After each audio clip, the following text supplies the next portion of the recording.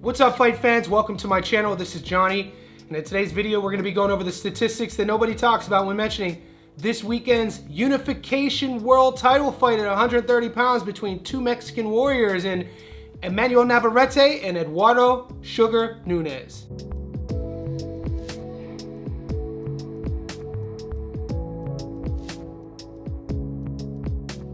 Guys, before we continue, I want to say thank you to all the new subscribers. Thank you to everybody who's been with me since day one.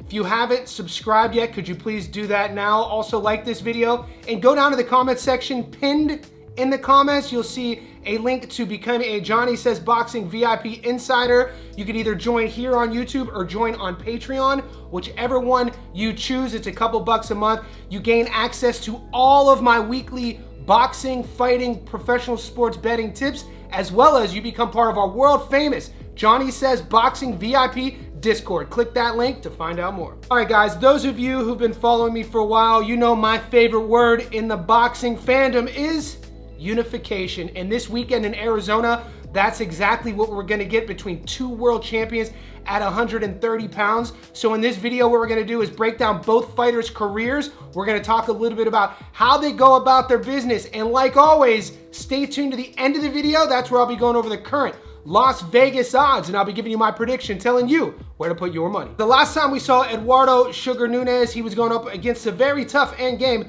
Christopher Veyes. This was a fight that was ordaining Sugar Nunez as the man at 130 pounds. The fight before that, we featured him on the channel as he traveled to Japan as a road warrior and took on the hard-hitting Rikishi, in which he was victorious. We do know there was supposed to be a world title fight between Anthony and Sugar Nunez, but Kakachi chose to vacate the belt to fight Lee Wood for a substantially more amount of money.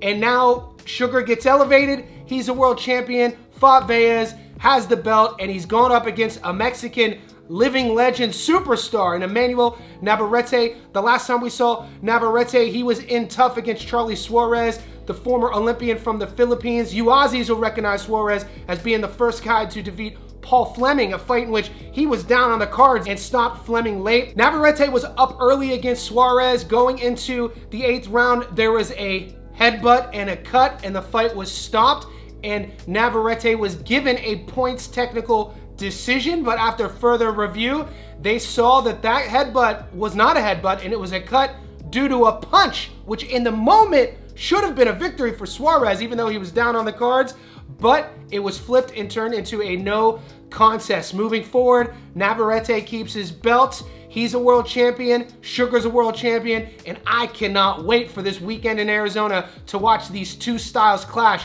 and see who's the king of Mexico at 130 pounds. Right now, I do want to take a closer look at Eduardo Nunez and see what he's been up to in his career. Guys, Eduardo Nunez is 29-1. Of his 29 wins, 27 of them come by way of knockout. Out of 2,071 fighters in the world at 130, he's ranked number 4. He's fought a career total of 126 pro rounds and carries in the ring a 93% career knockout to win ratio. He is the IBF World Super Featherweight Champion. His adoring fans know him as Sugar, and the 28-year-old Mexican is a 5'6" Orthodox fighter with a 68-inch reach. He was born and raised and lives in Los Mochis, Sinaloa, Mexico. We last saw him fight Christopher Veyes, 30-5, won a UD in the 12th. Rikishi, 16-1, UD in the 12th. Mariaga, 31-7, stopped him in the 6th. Escandon, 27-6, stopped him in the 2nd. Seiya, 18-0, stopped him in the 2nd. Guys, Eduardo Nunez is a knockout artist. The way he goes about his business, though, if you've never seen him fight, he's not a one-punch guy. This is a guy who's always in shape. His pressure, pace, output. This guy is going to weaponize his cardio to make his opponents drown. Since he stepped up to the fringe world level, then the world level, I feel it's not shocking to say this will be hands down his biggest step up. In the fights against Rikishi and Veyes, that knockout to win ratio we watch as dissipate a little bit. He started winning decisions instead of getting stoppages, and you see this with fighters as they climb the totem pole of world-class level opposition. When Sugar's at his best, he's using his volume, he's using that high guard. He gets hit a lot, but you don't really see him getting hit too cleanly. He definitely puts his opponents on their back foot and he forces them to fight off of their back foot. Now, My questions with Sugar Nunez is going to be, is he able to fight off of his back foot? He's going to be the shorter guy, the smaller guy. We know in his opponent with Navarrete, he has a whole sort of set of X factors, punches coming off of weird angles, switching stances, weird uppercuts, countering angles. So this will by far be the biggest test, and it'll let me know if Sugar Nunez is the real deal. Right now, let's take a look at his opponent, Emanuel Navarrete, and see what he's been up to in his career. Guys, Navarrete is 39-2 in 1 of his 39 wins. 32 of them come by way of knockout. Of his 2 losses, both of them were on points. Out of 2,071 fighters in the world at 130, he's ranked number 2.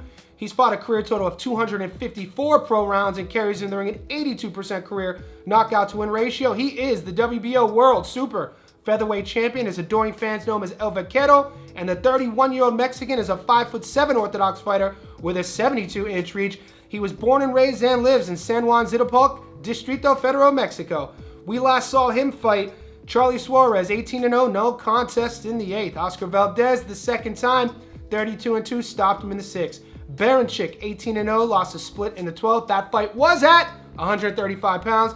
Robson Conceição, 17-2, majority draw in the 12th. Oscar Valdez the first time, 31-1, won a UD in the 12th. Guys, the fight before that, in my opinion, was his biggest sort of question mark, the Liam Wilson fight. He won and stopped Liam in the 9th, but if you rewatch that fight, infamously, he gets dropped for the first and only time in his career. And say what you will about the ref count, it was pretty long, over 20 seconds. He overcame that adversity, got himself off the canvas for the first time in his career, and we watched him battle back and then stop Liam Wilson. Now, fast forward, he's never lost at 130 pounds. He's a big guy at 130. He's going to be the stronger guy, I feel. He's the more awkward guy, and he's the bigger puncher. This guy can stop you with one punch. We've seen it happen before.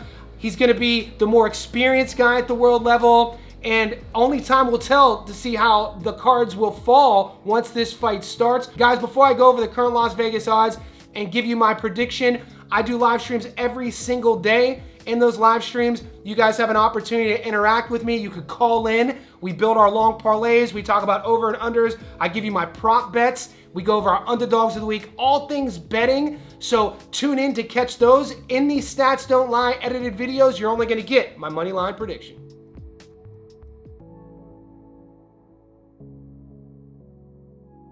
All right, guys, wherever you are in the world, let's pull out our sports betting apps. On the money line, Emanuel Navarrete is the underdog. $2.70. You put 100 on Vaquero, you get your money back plus 170 bucks. Sugar Nunez is the favorite. $1.53 here in Australia. 100 on Nunez gets you your money back plus $53 in return. Nunez is the favorite. People have given a lot of credence to what he's looked like lately. His style is extremely fun. All action, all gas, no brakes. Should he be the favorite on the money line? I don't know. I think it's pretty disrespectful. People say that Navarrete's washed. Navarrete's done. He's only 31 years old. People say that he's huge for the division. He should have moved up. Well, when he's moved up, things haven't really gone his way. Sugar Nunez has been at the weight class for 8 years.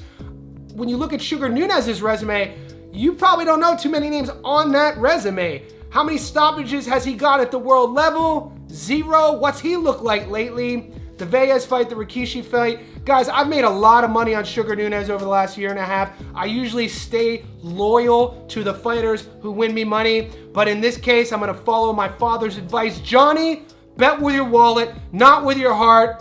Where's it at? Where's it at? Guys, the Swindler. If you want one of these the coolest t-shirts, they're on the merch shop store right now on my channel. Get your own Swindler t-shirt. We are swindling the banks here, guys. I think Navarrete is super live. I think he should be the favorite. You give me Emanuel Navarrete at plus money, I'm going all in. I think we're going to see Vaquero have a classic Emanuel Navarrete performance and just be too strong, too much, too seasoned, too world class for Sugar Nunez. Guys, this is not an echo chamber. In the comment section below, let me know who you're rolling with, Sugar or Vaquero, and stay tuned to the channel because we got a lot to talk about this week. I'll catch you in the next one.